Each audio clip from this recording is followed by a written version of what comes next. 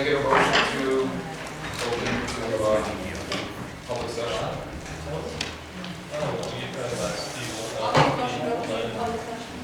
I second that motion.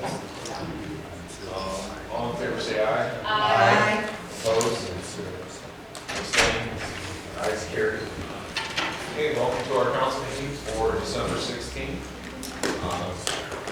Call to order. For those around you, please turn off your cell phones and other electronic devices. Could we have our roll call, please? Mrs. Shute? I'm here. Mr. Fitzgerald? Here. Mrs. Donello? Here. Mrs. Jenkins? Here. Mr. Augustine? Here. Mr. Fuller? Present. Mr. Hack? Here. Can I have a motion to approve the agenda? So moved. Second. All in favor say aye. Aye. Opposed? Abstained? Ayes carried. Invocation tonight will be given by Katie Jenkins, followed by the pledge of allegiance. Please stand.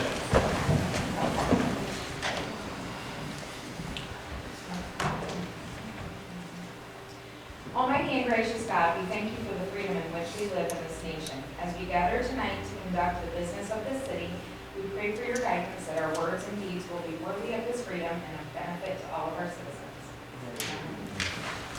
Pledge allegiance to the flag of the United States of America and to the republic for which it stands, one nation, under God, indivisible, with liberty and justice for all. So we have our minutes from our regular meeting from December 2nd, 2019. Make a motion. Make a motion to approve the minutes from December 2nd as written. Second.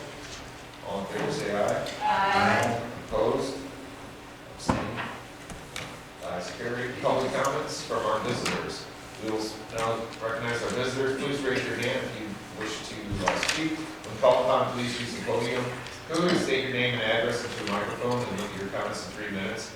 Any dialogue must be conducted through me as the president of council, although your comments or questions can be addressed to council, administration, or both. Anyone like to speak? And on this side? All right, thank you. Hello, Amanda Brickle-Watson at 324 Concord Drive, Maysville. Last council meeting, during discussion about stadium noise disturbance, there were several issues raised that were either misleading or incomplete. In an effort to be involved in the discussion, I'm here to respond to those points. The number of phone complaints were presented as data regarding the severity of the problem. I had hoped that an additional 64 signatures would be sufficient evidence. I suppose the reduced number of complaints were received as newfound satisfaction. Rather, our experience has shown that calling the police is effectively just a waste of police and our time, and certainly not a solution. As a group, we have been avoiding calling. Instead, as a representative of the neighborhood, I have contacted all related parties and carefully explained where we have seen improvements and what further changes are needed. Evidently, after receiving the petition last fall, police officers were directed to take sound meter readings in response to noise calls. For me, this happened only once. The very next morning, 10, 11, 18 at 7 a.m. and violating levels were observed. I've explicitly asked that officers take readings on 2 other occasions, but they did not bring a meter.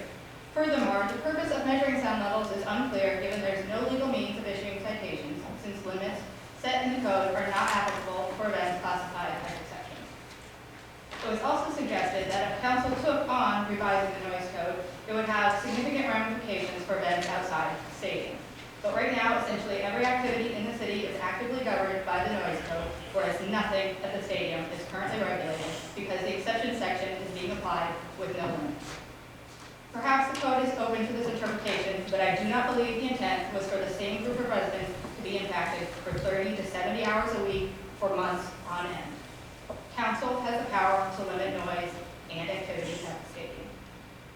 The question of how other stadiums deal with these same issues was also raised, but no one acknowledged that our stadium is unusual. It is a high school stadium and effectively a Division II college stadium. Most colleges have separate practice fields. Our stadium is used for all high school and middle school games and most practices, and for all games and practices for all field sports, both men's and women's teams from Lake Erie College. No wonder it is routinely used from 5 a.m. until past 11 p.m. I challenge you to find any similar facility that is used this often, especially one that does not contain or control fixed noise. I surveyed multiple residents around 2 high school and 2 college stadiums, and I assure you our experience is unique. In addition, there is a hill, and an unconventional speaker setup might well be necessary. Finally, it was suggested that deck hockey tournaments be cut because of noise complaints from other nearby residents. It appears that the city is willing to limit events based on a few complaints, but we have been complaining for years, and it says the use of the stadium continues. Thank you for listening.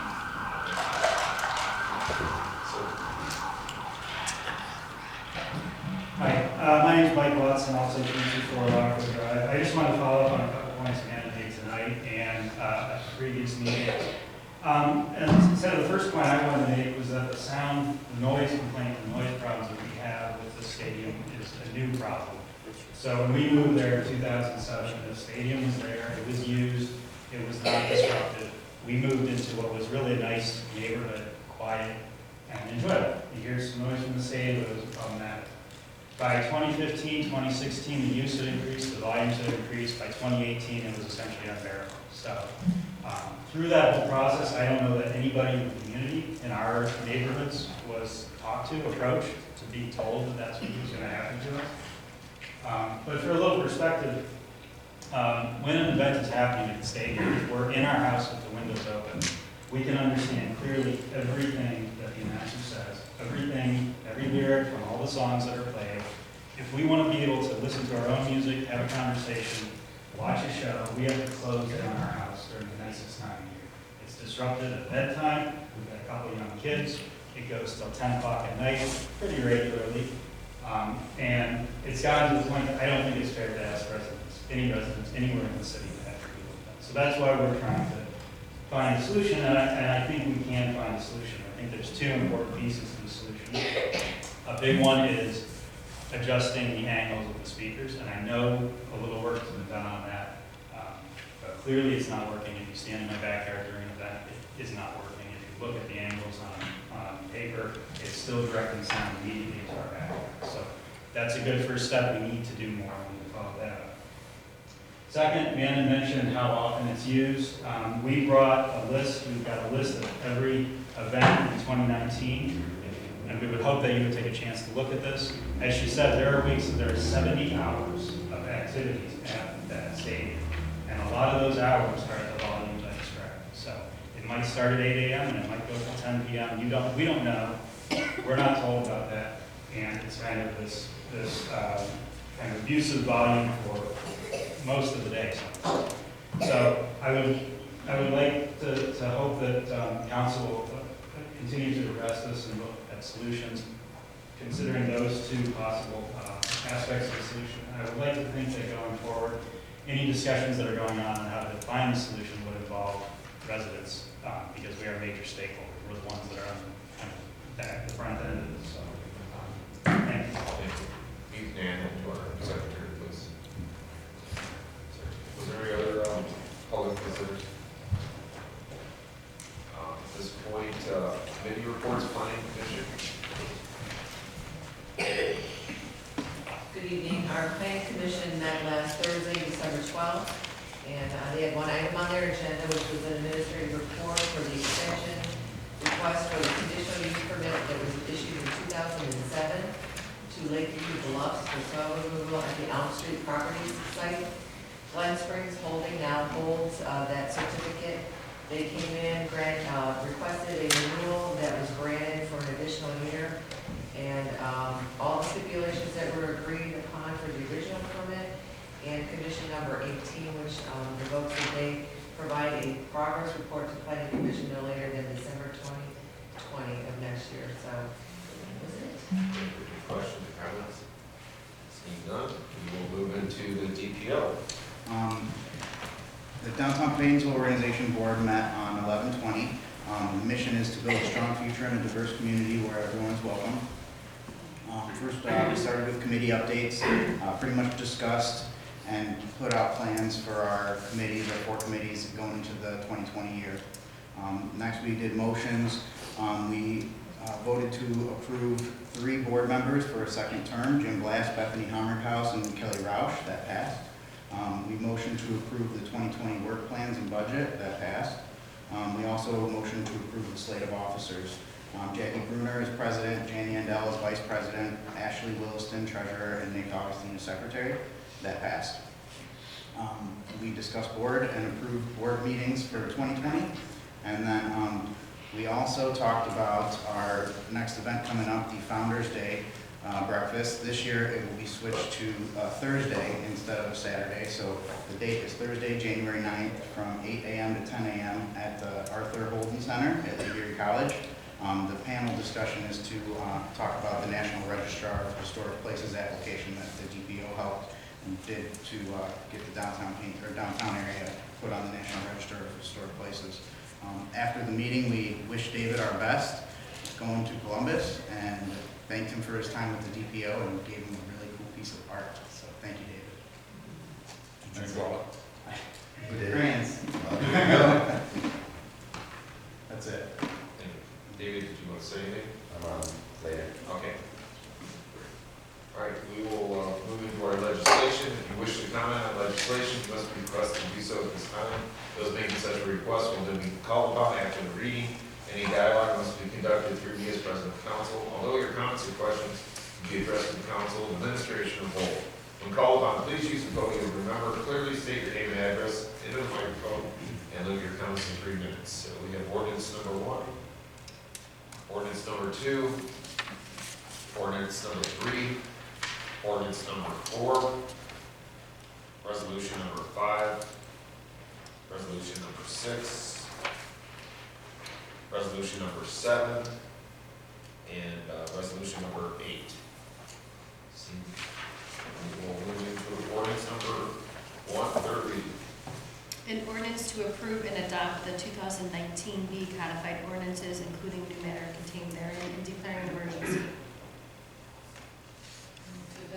Second. Mr. Fitzgerald. Yes. Mrs. Donello. Yes. Mrs. Jenkins. Yes. Mr. Augustine. Yes. Mr. Fodor. Yes. Mr. Hack. Yes, ordinance number 1 passed, ordinance number 2, third reading. Mrs. Shute. Yes.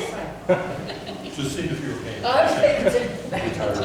Ordinance number 2, third Draw reading. special attention. Yes. An ordinance to make appropriations for the current expenses and expenditures of the city of Painesville, state of Ohio for the fiscal year beginning January 1, 2020, and adopting the operating budget and declaring an emergency. This is the 2020 budget. We've had numerous discussions on this. There is one change. The general fund was reduced by $25,000 for the one item that council requested earlier. And then this is the third reading. Move to adopt. Second. Mrs. Donello. Yes. Mrs. Jenkins. Yes. Mr. Augustine. Yes. Mr. Fodor. Yes. Mrs. Shute. Yes. Mr. Fitzgerald. Yes. Mr. Hack. Yes, ordinance number 2 passed. Ordinance number 3, first reading.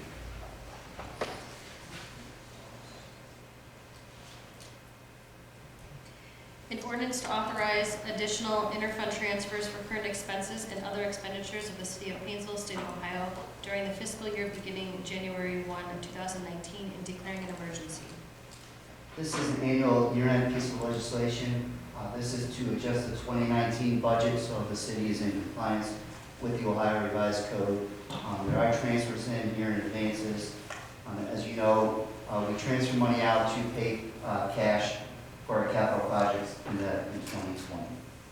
And it has to be approved by the end of the year. Move to suspend? Second? Mrs. Jenkins? Yes. Mr. Augustine? Yes. Mr. Fodor? Yes. Mrs. Shute? Yes. Mr. Fitzgerald? Yes. Mrs. Donello? Yes. Mr. Hack? Yes. Move to adopt? Second. Mr. Augustine? Yes. Mr. Fodor? Yes. Mrs. Shute? Yes. Mr. Fitzgerald? Yes. Mrs. Donello? Yes. Mrs. Jenkins? Yes. Mr. Hack? Yes. Ordinance number 3 passed, ordinance number 4, first reading. An ordinance to make amended appropriations and to authorize additional inter-fund transfers and advances for the current expenses and other expenditures of the city of Painesville, state of Ohio during the fiscal year beginning January 1, 2019, and amending the original appropriations for the 2019 operating budget and declaring an emergency. This is another annual piece of legislation. This is for adjustments to the 2019 budget. This is for the individual transfers those transfers were part of the previous legislation you just approved, but the state auditor's office wants you guys to approve the transfers individually as well. Move to suspend. And it has to be approved tonight. Second. Mr. Fodor? Yes. Mrs. Shute? Yes. Mr. Fitzgerald? Yes. Mrs. DeMello? Yes. Mrs. Jenkins? Yes. Mr. Augustine? Yes. Mr. Hack? Yes. Move to adopt. Second.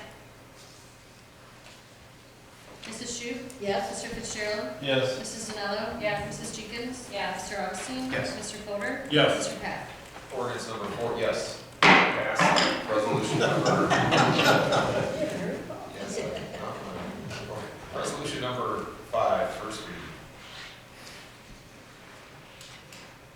A resolution accepting the amounts and rates as determined by the Budget Commission and authorizing the necessary tax levies and certifying them to the county auditor and declaring emergency. Okay, council had already approved this legislation, but when we passed this legislation, we didn't know the police levy was going to pass, so obviously we couldn't put the police levy on here. Now that the police levy is passed, we have to tell the county, yes, we are going to receive that money, and it's going to be over $608,000 that the city will receive annually, the new police levy. This has to be approved by the end of the year as well. Move to suspend. Second. Mr. Fitzgerald? Yes. Mrs. DeMello? Yes. Mrs. Jenkins? Yes. Mr. Augustine? Yes. Mr. Fodor? Yes. Mrs. Shute? Yes. Mr. Hack? Yes. Move to adopt. Second. Mrs. DeMello? Yes. Mrs. Jenkins? Yes. Mr. Augustine? Yes. Mr. Fodor? Yes. Mrs. Shute? Yes. Mr. Fitzgerald? Yes. Mr. Hack? Yes, resolution number 5, passed. Resolution number 6, first reading. A resolution declaring the official intent and reasonable expectation of the city of Painesville on behalf of the state of Ohio, the borough, to reimburse its water fund for the Pine Hill Road waterline replacement CG 13, CG 14W with the proceeds of tax exempt debt of the state of Ohio. Good evening. This goes forward with the loan. We have to do a resolution to make sure we pay it back. So it's a $50,000 loan. We need to pay over 20 years. I think it's 20 years. If my math is correct, it'd be about $2,500 a year. So if we can do this in an emergency, that'd be great. It needs to be done within 60 days. Completion of project, and we have a substantial completion project. I finished up on Pine Hill construction about 2 or 3 weeks ago. Questions, concerns? Very successful. Second. Mrs. Jenkins? Yes. Mr. Augustine? Yes. Mr. Fodor? Yes. Mrs. Shute? Yes. Mr. Fitzgerald? Yes. Mrs. DeMello? Yes. Mr. Hack? Yes. Move to adopt. Second. One quick question. Is this going underneath the road? Point of order. Point of order. Sorry. It's already. Mr. Augustine? Yes. Mr. Fodor? Yes. Mrs. Shute? Yes. Mr. Fitzgerald? Yes. Mrs. DeMello? Yes. Mrs. Jenkins? Yes. Mr. Hack? Yes. Resolution number 6, passed. Resolution number 7, Merry Christmas and first Happy New Year. reading. A resolution recognizing Eastern Lake County Chamber of Commerce 2020 Business of the Year, Lantern of Madison. Move to suspend. Second. Mr. Fodor? Yes. Mrs. Shute? Yes. Mr. Fitzgerald? Yes. Mrs. DeMello? Yes. Mrs. Jenkins? Yes. Mr. Augustine? Yes. Mr. Hack? Yes. Move to adopt. Mr. Fodor? Yes. Mrs. Shute? Yes. Mr. Fitzgerald? Yes. Mrs. DeMello? Yes. Mrs. Jenkins? Yes. Mr. Augustine? Yes. Mr. Hack? Yes. Resolution 7, passed. Resolution number 8, first reading. A resolution recognizing Eastern Lake County Chamber of Commerce 2020 Beacon Award winner Joseph Cali Jr. Move to suspend. Second. Mrs. Shute? Yes. Mr. Fitzgerald? Yes. Mrs. DeMello? Yes. Mrs. Jenkins? Yes. Mr. Augustine? Yes. Mr. Fodor? Yes. Mr. Hack? Yes. Move to adopt. Second. Mr. Fitzgerald? Yes. Mrs. DeMello? Yes. Mrs. Jenkins? Yes. Mr. Augustine? Yes. Mr. Fodor? Yes. Mrs. Shute? Yes. Mr. Hack? Yes. Resolution number 8, passed. Unfinished business, we have none. New business, aerial apparatus presentation.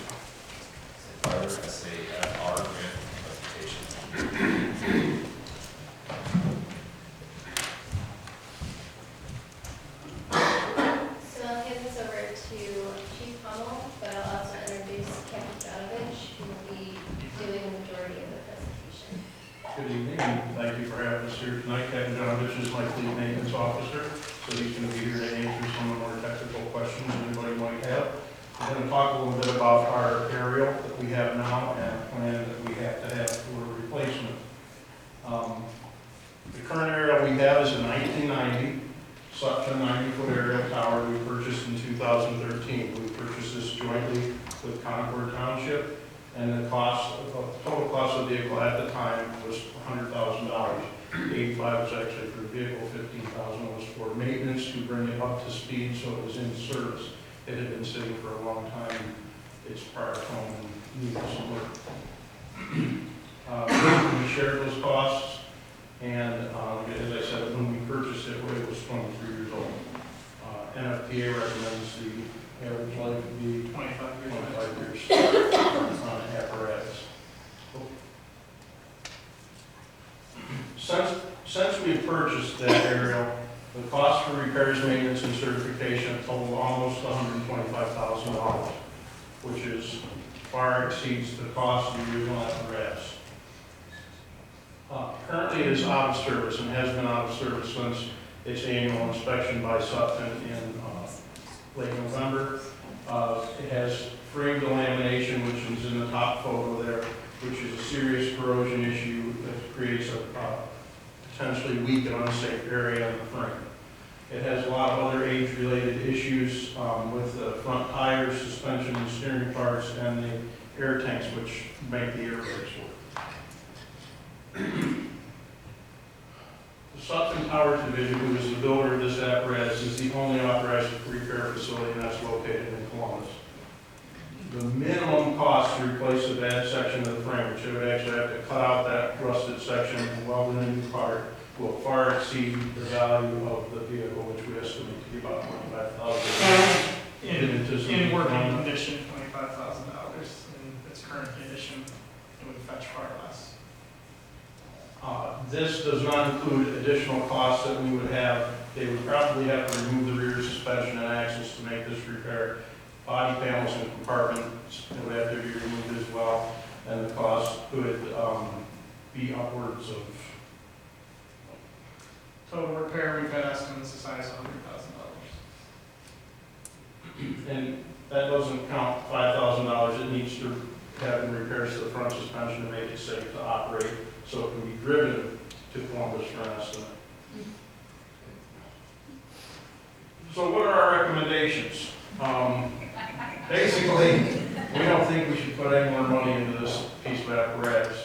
It's going to be 30 years old. It's exceeded its life expectancy, and the cost just keeps going up and up.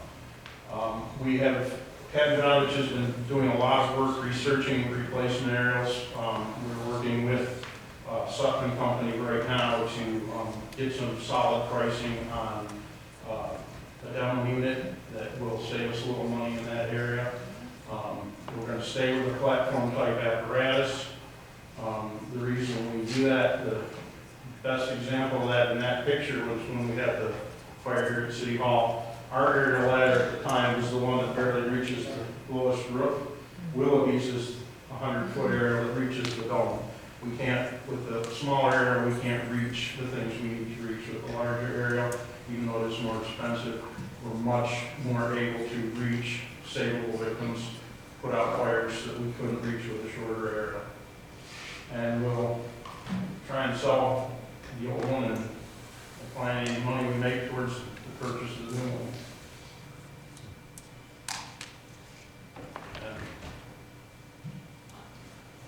Questions? So, we purchased this in part with Concord. We've split all costs up to this point. Where's Concord at with this? We've been having some discussions about this, and I don't have a final answer from Concord at this point because their trustee board has had a lot of changes in the past election, and their original idea was not to continue with the cooperative purchase agreement, but Monica and I want to meet with Concord and see if we can continue to have some type of cooperative working environment. Well, so then, let's say we dissolve that cooperative agreement, we would have to split the profit with them, or the profit would be ours? if they decide to bow out, the truck becomes ours. Okay. And then we get whatever we get for it is all ours. All the bounties of the earth. Instead of carrying $3,500 in scrap value, we would have to split it. That's basically where we're at right now. Any other questions or comments? Yes, it surprises me and this is probably more of John, but it surprises me, given my insurance background, that anyone would even consider cutting out a frame. I mean, any car that's in an accident, there's a frame damage, it's total. There's no question from a safety perspective. So, I mean, I know we're not gonna consider it, but No. it's a surprise to me. Not being an expert in the insurance and mechanics of it, due to the cost and replacement of these vehicles, any fire apparatus, there's extensive repairs that can be done and can be recertified. So Suffolk Corporation, to do the repairs, partially the reason for such an extreme expense is because they put it back through full testing. So in a car, the value isn't there to replace the frame and then retest it. Then you would far exceed the value, which we would with this truck due to its age. So the process exists because if you had a newer vehicle and it was damaged in an accident, they could replace the frame, and $100,000 on a truck that's only a few years old would be a sensible repair. But at this point, for our vehicle, it far exceeds its value. And do you have an idea of what cost, it says you're searching for and purchase a replacement aerial apparatus. So I'm assuming you're looking for another used one, and I would not, in my personal opinion, and through research being through manufacturers and through mechanics that we deal with, the vehicle technicians suggest used apparatus. Used apparatus in this purchase has not worked well for us. It's cost us far and above what the apparatus was worth.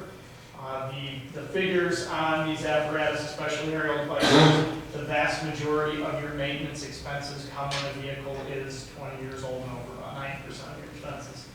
So, which is what we've seen with this. So if we averaged what we have spent in maintenance on this vehicle and what we spent to purchase it, we've been spending about $37,000 a year on a used apparatus. You can get into a brand new apparatus at an average cost not much greater than that.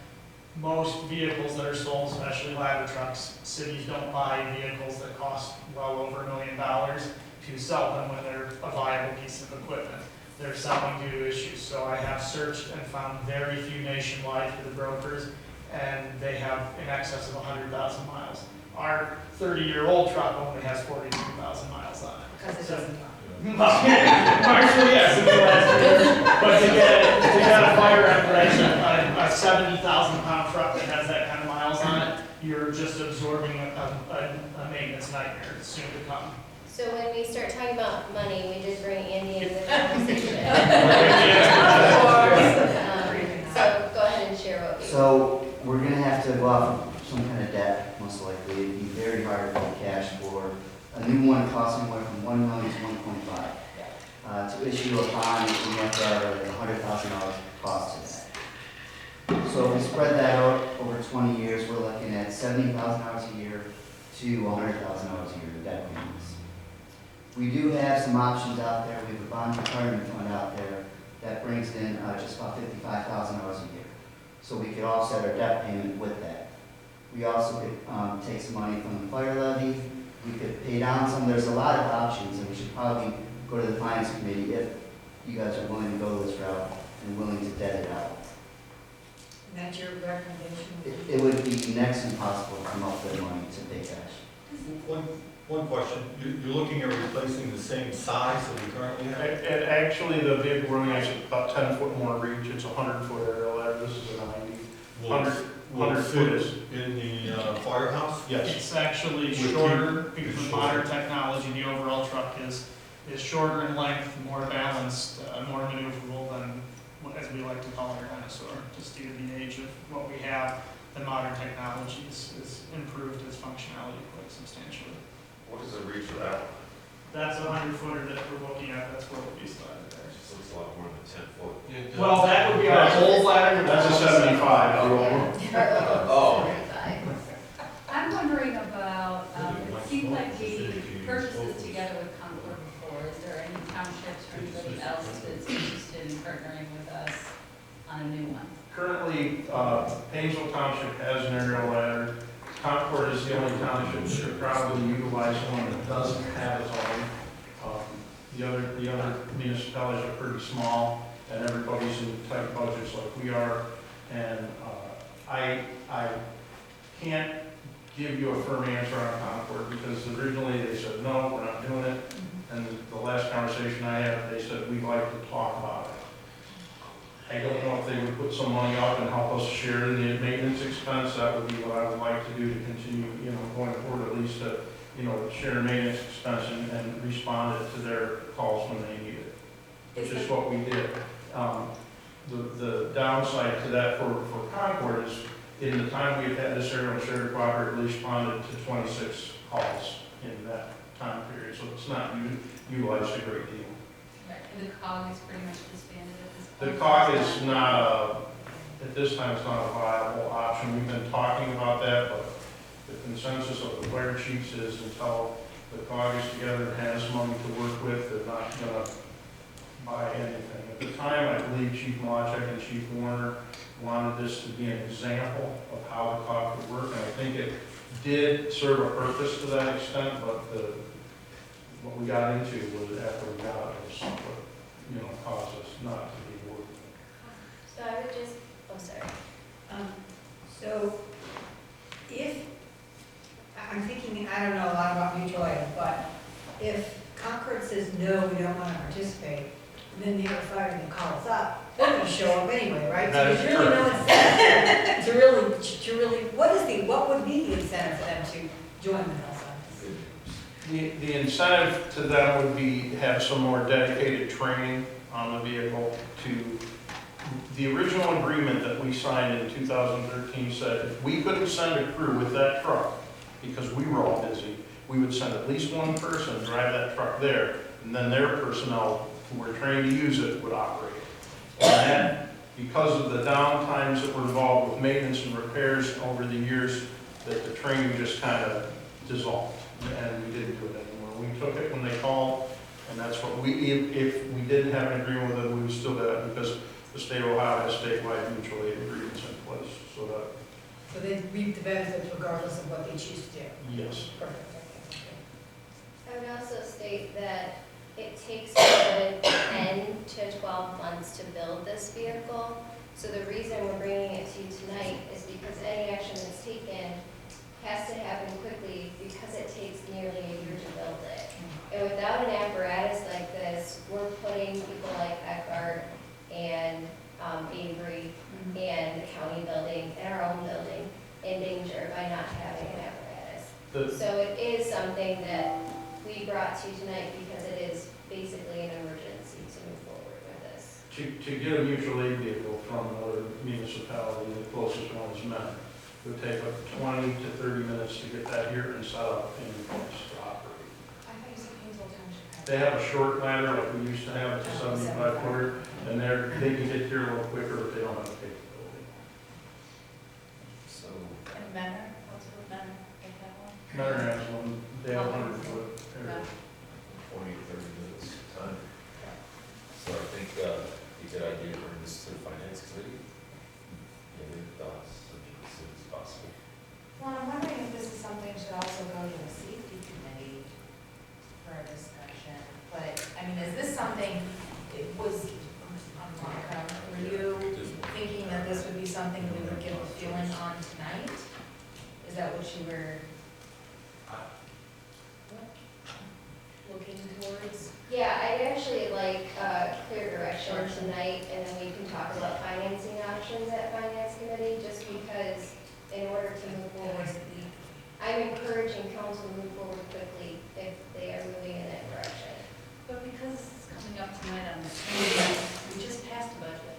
So why did it come up in capital expenditures that we just passed tonight? Because we had just passed a safety inspection that said this truck was ready to be back in service, and then the corrosion happened. So we were unaware that it was going to be in this state during the budget discussions. The corrosion happened, or discovered? Discovered. Discovered. Yeah. I mean, it didn't just happen.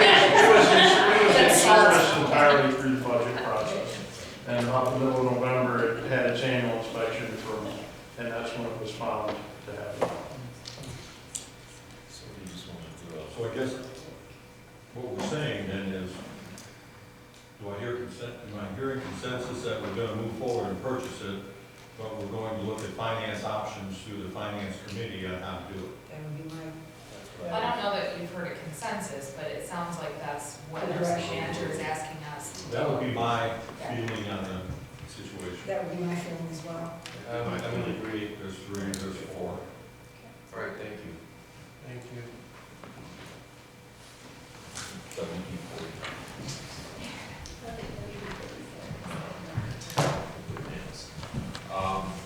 Department presentation. Oh, you have- I'm gonna stay right here. Okay, yeah, that's our grant presentation. So I'm also here tonight to talk about the SAFER grant. We discussed this at the time with the state committee when we talked about the police levy. And as the police levy is passed, I feel it's time that we take a look at the SAFER grant again. SAFER grant stands for Staffing and Adequate Fire and Emergency Response. It is a FEMA grant that assists cities and fire departments with hiring and staffing adequately for safety. It was first enacted in 2004, and last year, which was actually, they call it 2018, but it carried through the 2019 year, they awarded $350 million in grants nationwide for staffing. It provides a percentage of cost to hire firefighters, and it pays for all their salary and associated benefits. In 2018, the percentages were 75% in year 1 and 2, and 35% in year 3. It's a 3-year performance period on the grant. So during that time, we would receive funds federally to help us offset the cost of firefighters. When we discussed this at the time of the police levy, Safety Committee recommended that we go ahead and do this if the police levy passed. And we will apply for the grant in the coming year. And with the time frames involved, we would not be able to hire any additional firefighters until 2021.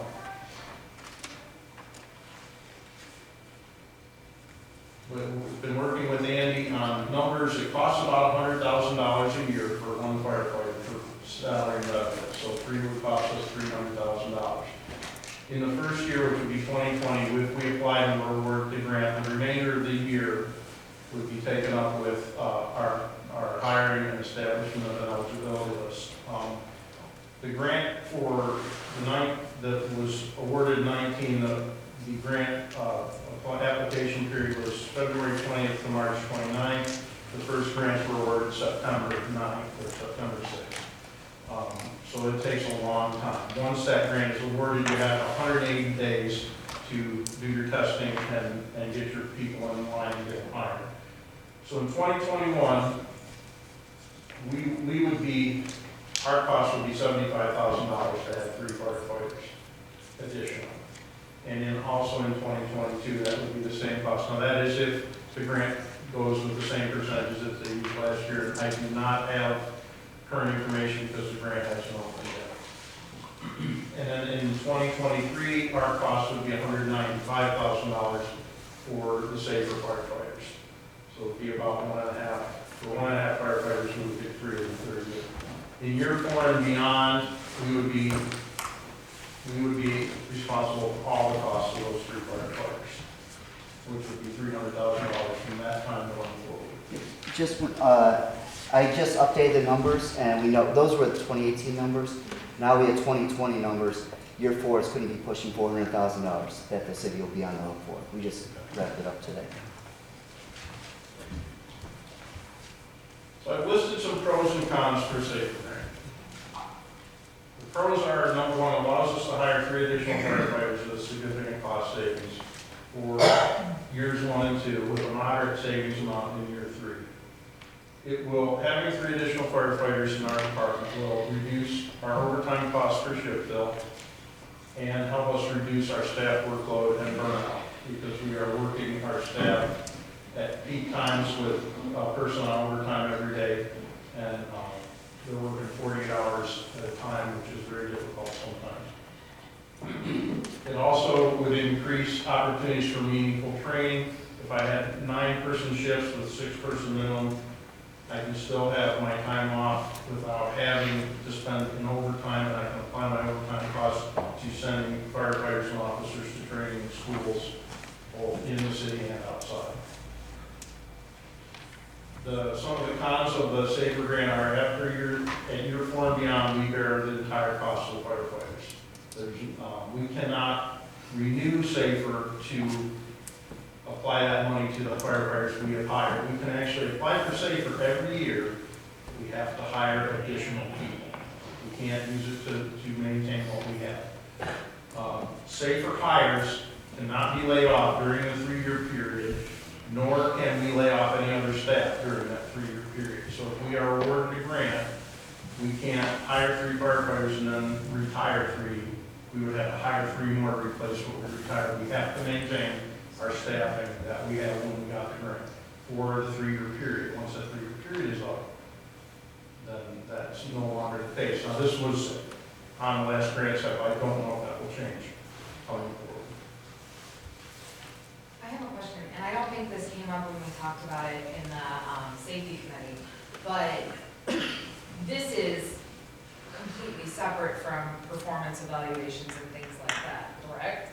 So like if we hire a firefighter and they're a dud, do we have to keep them because of the grant for that We would have period, to, or if is we it? fired them within their probation period, we have to Probationary replace them. period, okay. Yeah, So I mean, it they doesn't have- preclude the probation? Everything we do to hire a firefighter would be the same whether they were a SAFER firefighter or a regular Okay. firefighter hire. But if we decided somebody did not meet their qualifications for probation, we'd have to We have to hire another person off that list to replace them. We couldn't just throw them out and not make them something. No, I just wanted to make sure it didn't handcuff us there. You should have more presentation. No. Okay. Maybe that's it. Okay. That was it. So you mentioned, so when I look at your chart, it would eliminate some of the overtime. Yes. So do you have an idea what the percentage would be? Because if you're eliminating the overtime, then I'm thinking the cost that we're going to incur, I'm not saying would ever be a wash. How do you see that getting out? Currently, we're spending about $240,000 a year in overtime costs. That's for everything we do. That's shift fill for manning, which is when I go below 6 firefighters on duty. It's shift fill for sick leave. It's shift fill for training. When I send somebody out to school, if our man goes below 6, we have to fill for that person. We also have to pay people overtime when they're off duty. It's recall pay when we have a big fire and we recall off-duty staff. So there's a lot of costs involved in that. About 150 of shifts a year are shift fill overtime for me right now because we're maintaining a 6-person minimum with 8 people on shift. So that means at times there's 5 people assigned to duty, we have to bring a 6th person in on overtime. So that 150 would ultimately reduce that 400,000. I mean, it would wash that 400,000. It would give me overtime money to apply in other places.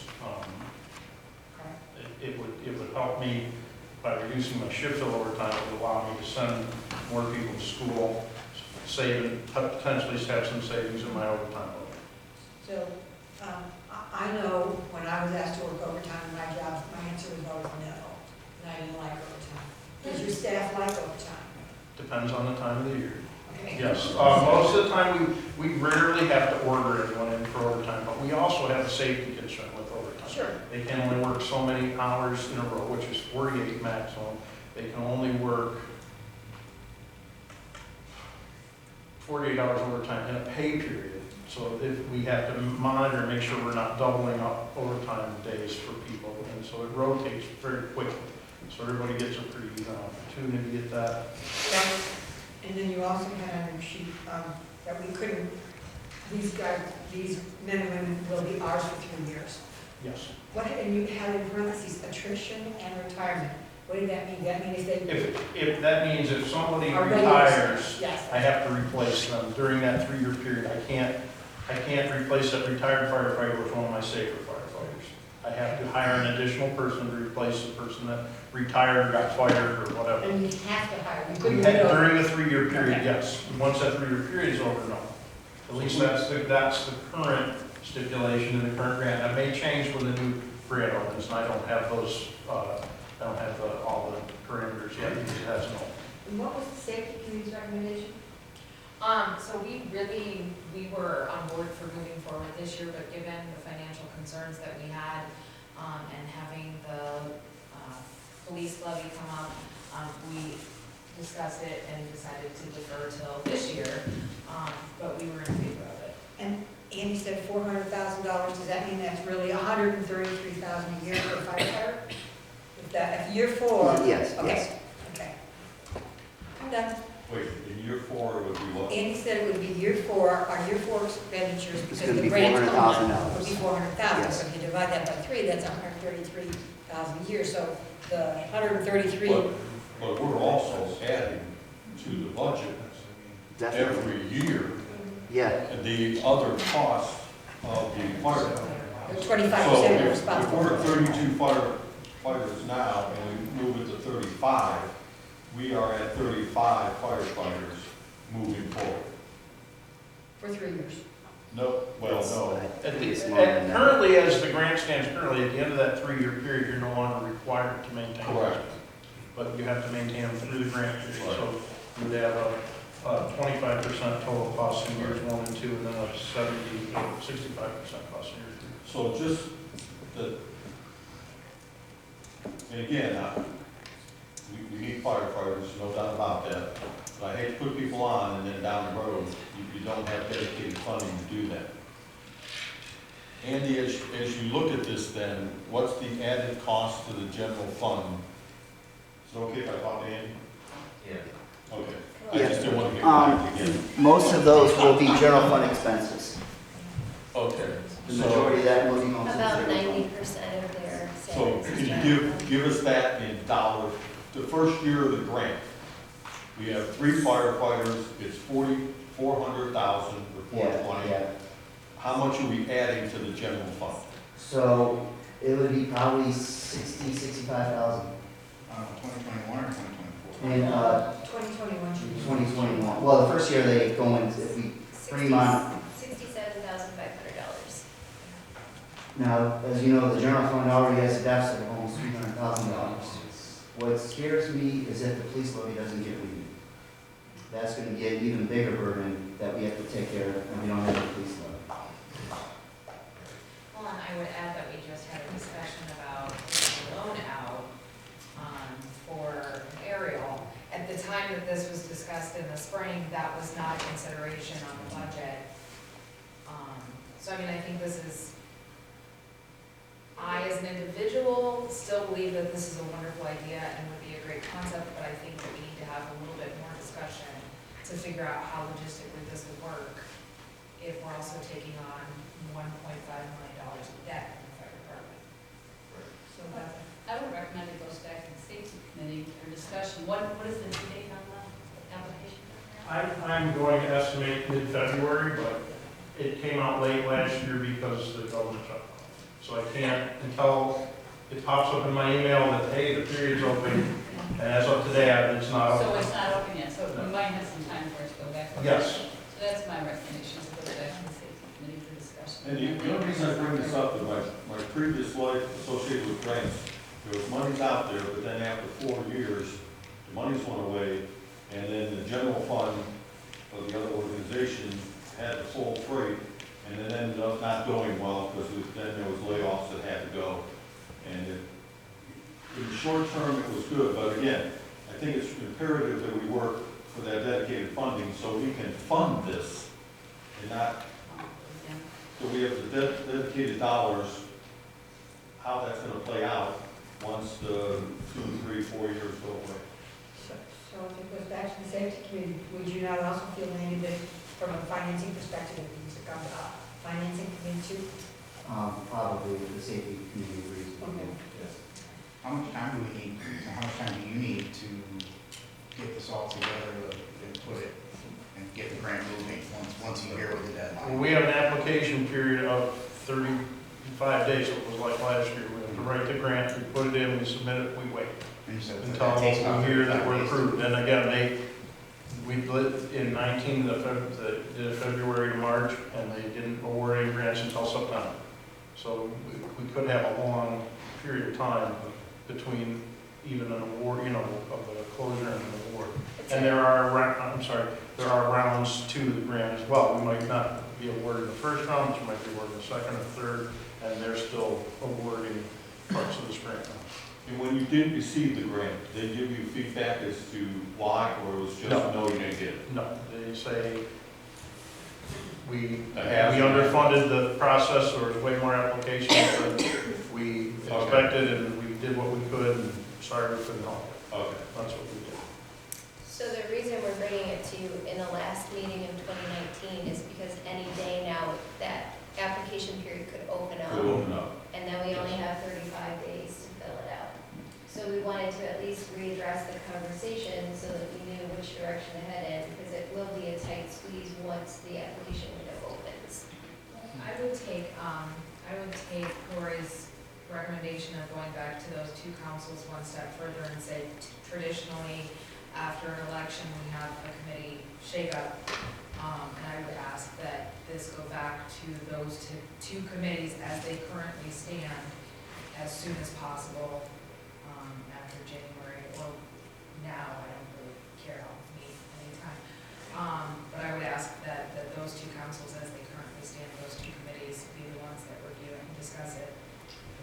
One other question I have, is there any other initiatives out there other than this particular grant? Not that I'm aware of. Well, I think that's the direction to go to the safety commission, and then as soon as that happens, go to finance. If that's what they're. Yes, if that's what, So we didn't have our clerk try to set that up. yes, I mean, at least get it through the safety if we can. Can we have ballpark numbers, or are those as close to ballpark as we get? We could give you something, yeah. Yeah, because that's gonna be part of the Yeah. consideration. Sure. This would be what I call ballpark. I think Andy said that he's got some Andy's got even that. better numbers today that I didn't have at the time. Yeah, those are based on 2018, we've updated, and we just finished it this afternoon. Would it mean one additional firefighter per shift, or would you look at the Yes. shifts and see where more of the time? Okay. Okay, Thank you. Thank you. thank you. Okay, we have department presentation. DPO, please. Dave? Good evening. I just wanted to take a moment to thank you all for my 5 years here with the Downtown Painesville organization. As you all know, December 31st is my last day, and I will be venturing on to something new towards Columbus.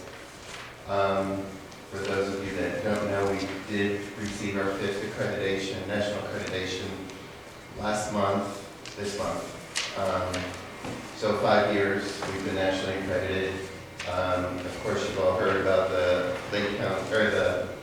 Lake Erie grant that was received. Without that partnership with the DPO, that funding and the funding that we had received for the grant at the Gage House would not be possible, because these are all through National Preservation and Main Street America. But the most important thing is I truly wanted to thank you guys for your support. You've been great, you've been active. We've had many conversations, interesting conversations. You can blame Jim, because he's probably the one that started the whole process of me coming here. But I know that the stepping stones are here to continue building. I'm pleased with where we are, and I'm pleased with where I'm handing things off. So I just formally wanted to thank you, and I ask for your continued support with the Main Street program. Thank you.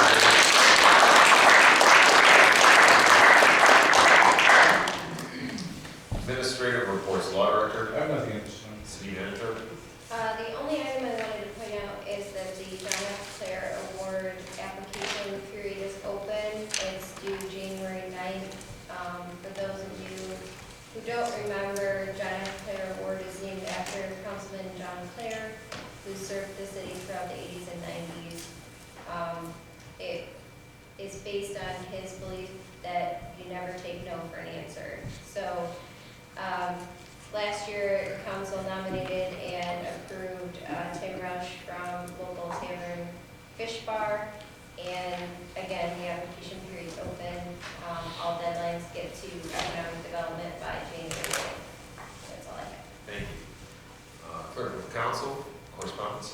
next regular council meeting will be held Monday, January 6th at 7:30. There will be an organizational meeting before the next council meeting at 7 o'clock. City Hall will be closed December 24th, 25th, and January 1st. January 9th is Founder's Day breakfast at Lake County College, and January 25th is the Community Chili Cook-Off from 1 to 3:30 at United Methodist Church. Thank you. Closing comments. Tom?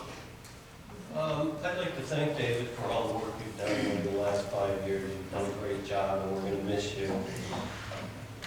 And I'm going to lose a good neighbor. I'm going to miss both you and John. So good luck in your new job down in Columbus, and I'm sure we'll keep in touch. Thanks, David. Katie?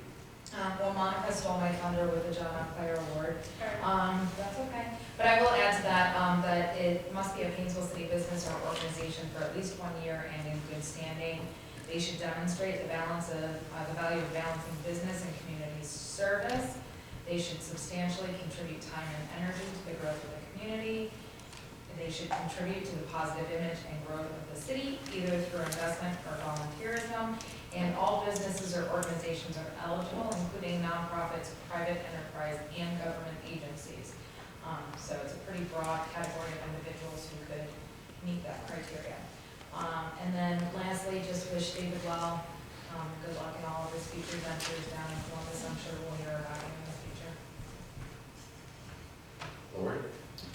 I also would like to thank David, and thank you for your work with DPL and the awards and, the things that you established there, I think are projecting us forward and will continue to grow in that way.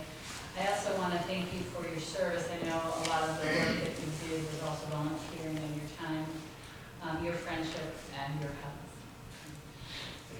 And then in addition, I want to thank our first responders that are here tonight and tell you how much I value the work that you do. I read reports all the time at the court, at the juvenile court, and I know that your work is difficult and hard. And I'm sure that the overtime, although it can be beneficial, sometimes wears on you. And I want you to know that as a council member, your best interest is in front of me and in my mind all the time. So I expect good outcomes from what you do and figuring out all the dynamics of everything. I know, again, that the work you do is very difficult. So thank you for that. I also meant to bring tonight this cute little, did I tell you I have a 2-year-old granddaughter?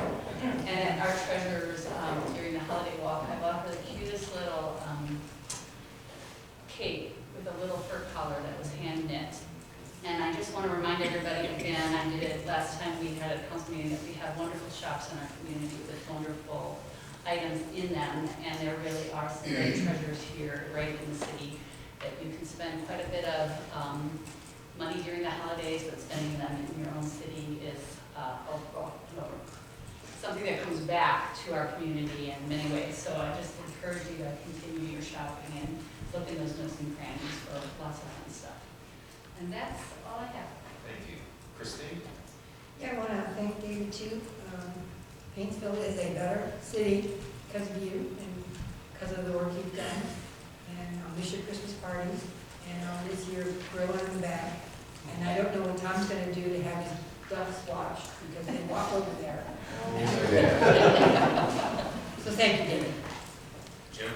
I guess I'd first like to thank the firefighters for what you do, because obviously you make Painesville a safer place, and all of us have jobs, but not always do our jobs put our lives on the line, and that you do. It's a reminder to me today, as we sit here, that I was on council in 2013 when we purchased that area, that it was stopgap. It was to provide a link between what we had and what we were going to get, and somewhere along the way, we blew it. So we need to do a better job as council to make sure that you have the equipment that makes your life a little safer too. And Dave, it's always been a pleasure. You made it interesting, you made it fun, and just good luck in the next chapter of your life, and glad that we were able to get to know you and spend a little time with you. And with that, it's all yours, Nick. I think it's all been said tonight. Thank you. I also want to thank firefighters. Yes, you do a job I can't do. And I'm so proud of you guys. We're so glad. Yes, yes, actually, I got certified to be a firefighter in 1987, and then I went on my first call and saw an arm cut off.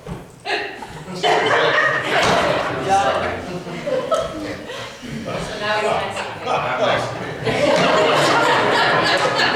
And I also want to thank David.